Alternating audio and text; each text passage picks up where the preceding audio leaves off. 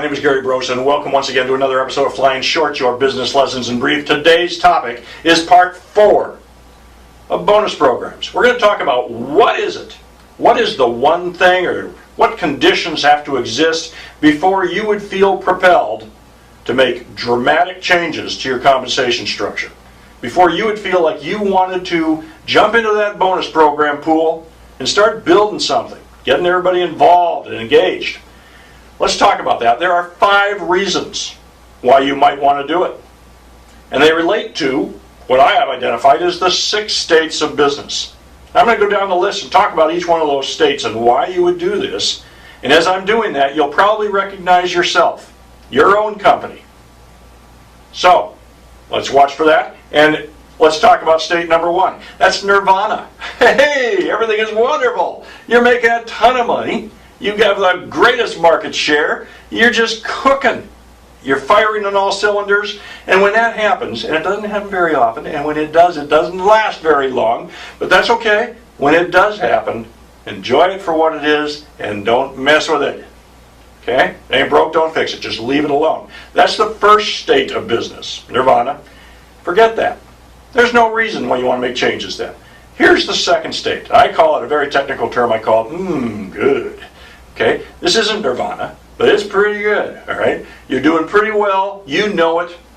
But you're thinking to yourself, maybe I ought to do something extra for the employees. Maybe give them a Christmas bonus or a across-the-board pay increase. All sorts of different ideas that you might have. All right? None of those are good ideas. I have to tell you that. Profit sharing is another one that is not a good idea. I'll run some other videos where I talk about that. The key here is you have a great opportunity. This is the very best time to create a bonus program. Because what you can do is basically let everybody that works for you give themselves a raise by performing well.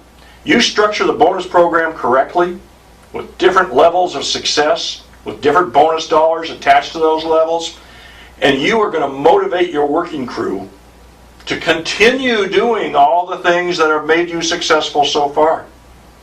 And when they get a bonus, it's going to be because they earned it, not because you gave it to them in a whimsical fashion. That's really powerful.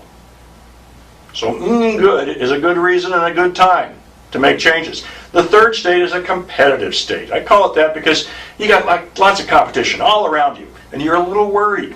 Maybe some of your best performers will leave you and go to work for brand X. You don't want that, obviously.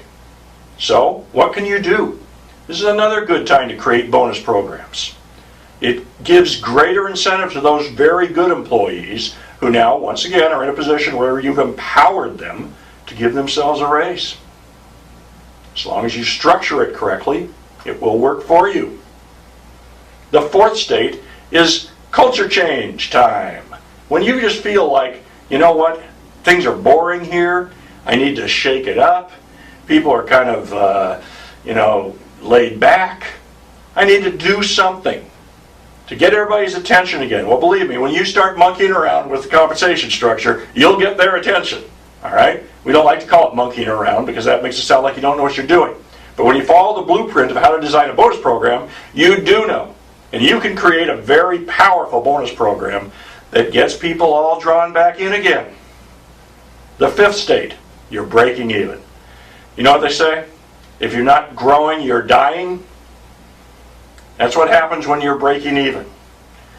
You need to make some changes. You can't keep doing the same things you've always been doing. Something's going to change. So, make an adjustment to the bonus program, to the compensation structure, shake things up, and start rewarding people on a pay-for-performance basis.